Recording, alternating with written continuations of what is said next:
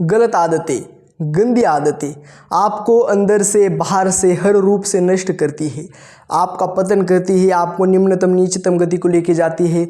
आप जीवन में कुछ कर नहीं पाते और बार बार यह निश्चय लेते हो कि मैं अब यह गंदी आदतें छोड़ूंगा, किंतु छोड़ नहीं पाते क्योंकि आपने उन गंदी आदतों को नहीं पकड़ा, उन गंदी आदतों ने आपको पकड़ लिया है। वो गंदी आदतें आपके जीवन में इस प्रकार से हावी हो गई, आपके अंदर इस प्रकार से बस गई, आपके ऊपर इस प्रकार से हावी हो गए कि फिर आप जिस प्रकार से एक मछली पानी के बिना नहीं रह सकती, उस प्रकार से आप उन गंदी आदतों के बिना नहीं रह सकते। कोई भी गंदी आदत हो, कोई सिगरेट पीना चाहता है, कोई मदिरा पीना चाहता है, कोई मोबाइल पर गलत दृश्य देखकर, गलत चित्र देखकर अपने हाथों से ही अपना ब्रह्मचर्य नष्ट करना चाहता है, कोई अपनी पत्नी को छोड़कर किसी और स्त्री के साथ संबंध बनाना चाहता है, कोई मांस खाना चाहता है। बहुत बहुत गलत आदतें होती हैं। अब आदतों में भी थोड़ी सी गलत, बहुत गलत और ऐसी गलत कि फिर हम शब्दों में भी वर्णन नहीं कर सकते, किंतु हम आज निश्चय करके बताते हैं, यदि मेरे बताए गए इन 4 नियमों का जो भी मनुष्य विधि पूर्वक निर्वाह करेगा, हम उसको गारंटी देते हैं 100% कि आने वाले 40 दिनों के अंतर्गत उस मनुष्य के सभी आदतों, सभी गंदी आदतों से वो बाहर निकलेगा और एक नवीन, एक उच्चतम, एक श्रेष्ठतम जीवन को प्राप्त करेगा। वो 4 नियम कौन से हैं और उन 4 नियमों का पालन करने के पश्चात कैसे आपकी सभी गंदी आदतें छूट सकती है, इन 2 बिंदुओं पर आज हम बात करेंगे। तो चलिए जानते हैं वो 4 नियम कौन से हैं। आपने पूर्व में काफ़ी गलत चेष्टाएं की है, पूर्व में काफ़ी गलत संस्कार बनाए हैं और उन गंदी आदतों को आपने जीवन में इस प्रकार से आपने लाया है कि फिर आप उनको बाहर नहीं निकल सकते। आपकी कोई भी गंदी आदत हो, आपको सर्वप्रथम तो नाम जप करना प्रारंभ करना है। यदि आप नाम जप करते हो, प्रभु का नाम नित्य रूप से स्मरण करते हो, तो प्रभु का कहना है प्रभु का कि मैं उसे भली भांति इस समुद्र से, श्री कृष्ण गीता में कह रहे हैं, अपि चेदस्ति पापेभ्य सर्वभ्य पाप कृतम सर्वज्ञान प्लवेनैव व्रजन सिंतरिष्यसि। यदि तू अन्य पापियों से भी अधिक पाप करने वाला है तो भी तू भली भांति इस ज्ञान नौका द्वारा भली भांति इस पाप समुद्र से भी तर जाएगा, श्री कृष्ण कहते हैं। फिर श्री कृष्ण के क्या कहते हैं कि दैवी हैषा गुणमयी मम माया दुर्तया मामयो प्रपंदन्ते माया में तांतरन्ति ते। जो मेरी इस दुस्तर माया को, ये गलत आदत यानी माया के द्वारा ही संचलित है, जो मेरी इस माया से बचना चाहता है वो नित्य मेरे नाम का स्मरण करे, नित्य मुझको बचता रहे, वही मेरी इस दुस्तर, मेरी कठिन माया से तर सकता है। फिर यही चीज़ें हैं, आपको यदि उच्चतम श्रेष्ठतम गति को प्राप्त करना है, अपने जीवन को सुधारना है, तो नाम स्मरण करिए। नाम की महिमा अपरंपार है। मनुष्य था, वो एक स्त्री के पीछे काफ़ी पागल था। अब रात्रि हो गई, बहुत बड़ा तालाब था, वर्षा हो रही थी और उस तालाब को तैरकर, उस वर्षा में भी उस तालाब को तैरकर वो चला गया। और फिर वो दूसरी मंजिला में रहती थी, वो ज़रा ऊपर रहती थी, तो खिड़की से एक उसको रस्सी दिखी, काली कलर, उसका काला कलर था, काले रंग की उसको एक रस्सी दिखी। उस रस्सी को चढ़कर वो उस स्त्री के पास चला गया।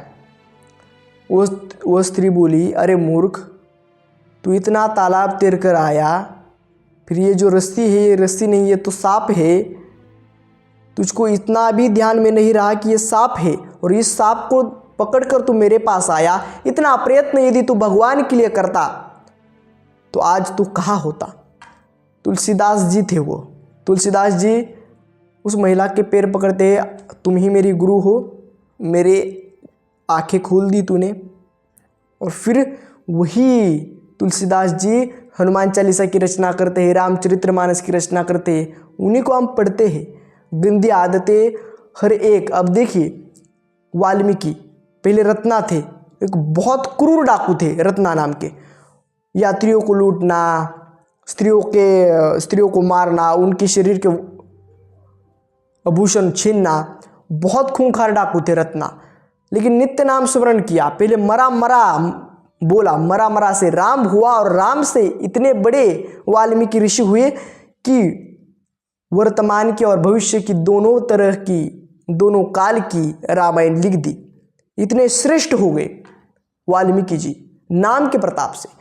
प्रथम तो एक ही कार्य आपको करना है, एक ही नियम है, एक ही उपाय है इन गंदी आदतों से बाहर निकलने के लिए, वो है हरि शरणम। आपको नाम स्मरण प्रारंभ करना है, आपको भगवान से जुड़ना है, आपको स्पिरिचुअलिटी से जुड़ना है, नित्य नाम स्मरण करना है प्रथम कार्य। द्वितीय कार्य, आपको देखिए सत्संग जीवन में आवश्यक है। नाम जप आवश्यक है, उतना ही सत्संग आवश्यक है।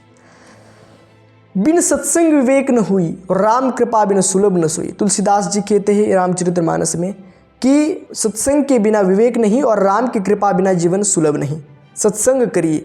बहुत सारे ऐसे संत हैं जो अपना मार्गदर्शन देते हैं, युवकों को एक योग्य मार्ग दिखा रहे हैं, युवकों को अच्छे मार्ग पर चलने के लिए प्रवृत्त कर रहे हैं। उनके नित्य सत्संग सुनिए। काशी है, मथुरा है, वृंदावन है, वहाँ जाइए, संतों से थोड़ा सा 1-2 दिन संतों के साथ रहिए, उनके पवित्र बोल अपने श्रवण इंद्रियों पर पड़ने दीजिए। मन तन शुद्ध होगा, गंदी से गंदी आदतें छूट जाएंगी। संत की कृपा हुई तो बहुत कुछ हो सकता है। तो सत्संग आवश्यक है, अच्छे लोगों में रहना आवश्यक है, सत्संग सुनना आवश्यक है, तभी जीवन बदल सकता है। अन्यथा देखिए, बिना सत्संग से आप कहाँ जाएंगे? दर दर भटकेंगे, लेकिन आपकी गंदी आदतें नहीं छूटेंगी। ये गंदी आदतें आपको इस प्रकार से पकड़ी हुई है कि आप क्या करेंगे इस आदतों से? जीवन समाप्त हो रहा है आपका, आप कुछ कर नहीं पा रहे हो और आगे भी कुछ नहीं कर पाओगे। संत की कृपा, सत्संग ही एक ऐसा मार्ग है, एक ऐसा रास्ता है, एक ऐसा जरिया है जिससे आप योग्य जीवन को प्राप्त कर सकते हो। इस कारण द्वितीय कार्य सत्संग प्रारंभ करें। तृतीय कार्य आत्म परीक्षण। बहुत गलतियां मैंने की है, अब मुझको सुधरना है।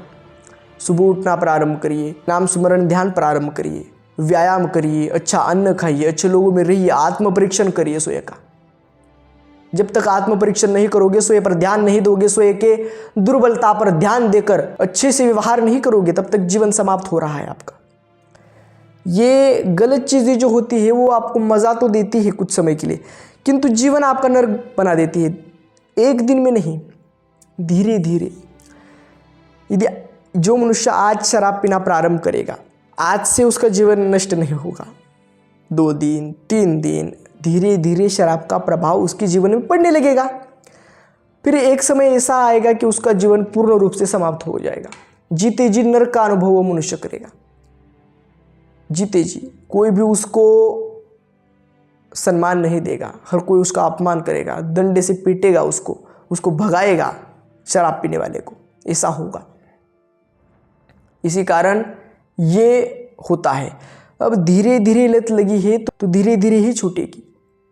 धीरे धीरे लत का प्रभाव बढ़ता है। कोई भी लत, कोई भी गंदी आदत छोड़ने के लिए धीरे धीरे छूटती है। एक दिन में नहीं छूटेगी, 2 दिन में नहीं, महीना 2 महीना 1 वर्ष लगेगा, किंतु आप में जिद होनी चाहिए। आत्म परीक्षण करिए स्वयं का और जिद रखिए, संयम रखिए, धैर्य रखिए और धीरे धीरे आपकी वो आदत छूटेंगी। दिन प्रतिदिन वो जो आदत का प्रभाव है, वो जो गंदी आदत का प्रभाव आपके मस्तिष्क पर, आपके ब्रेन पर, आपके बुद्धि पर पड़ा है, धीरे धीरे वह सूक्ष्मता से, लघुता से कम होगा और धीरे धीरे आप पवित्रता के अच्छे प्रकार के जीवन को धीरे धीरे प्राप्त करेंगे। धीरे धीरे आदतें छूटेंगी, धीरे धीरे आपका जीवन अच्छा होगा। आत्म परीक्षण। चतुर्थ कार्य, आपको गीता खरीदनी है और गीता का श्रवण करें, अध्ययन करें। गीता में कर्म योग और ज्ञान योग और अर्जुन विषाद योग भी आपको पढ़ना है। अर्जुन की जो हालत हुई थी, अर्जुन को तो उतनी गंदी आदतें तो नहीं थी, अर्जुन की उतनी भी स्थिति दुर्बल नहीं थी जितनी आपकी है। अर्जुन उतना भी टूटा हुआ नहीं था जितने आप हो, किंतु अर्जुन जब टूटता है, जब समाप्त होता है, तब कृष्ण क्या उत्तर देते हैं? अर्जुन के हाथ से गांडीव छूट रहा है, हाथ पैर लट कर रहे हैं, हाथ पैर में जकड़न आ रही है और ये जो सब अंग है वो स्थिर हो रहा है, समाप्त हो रहा है। अर्जुन अंदर से टूट रहा है। समक्ष मेरे पितामह है, मेरे भाई है, मेरे नाना मामा, उन पर मैं बाण संधान किस प्रकार से करूं, किस प्रकार से लड़ूं, किस प्रकार से उनका प्रतिकार करूं। डूब गया अर्जुन, समाप्त हो गया। तो कृष्ण कह रहे हैं कुतस्त्वा कश्मल विदम विषमेस्तम उपस्थितम अनार्य जुष्टम स्वर्गम कीर्तिकरम अर्जुन। हे अर्जुन, इस असमय में यह मोह तुझे किस हेतु से प्राप्त हुआ? इस मोह के कारण ना तो तू स्वर्ग को प्राप्त होगा, ना तो कीर्ति को प्राप्त होगा। उठ और युद्ध कर। हो तो वह प्राप्त से स्वर्ग है, जित्वा व भोक्ष से महिम, तस्माद उत्तिष्ठ कौन्तेय युद्धाय कृत निश्चय है। एक तो तू युद्ध में जीत कर पृथ्वी का राज्य भोगेगा, अन्यथा युद्ध में हारकर स्वर्ग को प्राप्त होगा। इस कारण हे अर्जुन, इस युद्ध के लिए निश्चय करके तैयार हो जा और युद्ध कर। सुख दुखे समय कृत्वा लाभा लाभ हो जया जयो तो युद्धा युजस्व नैवं पापम व्याप्स्यसि।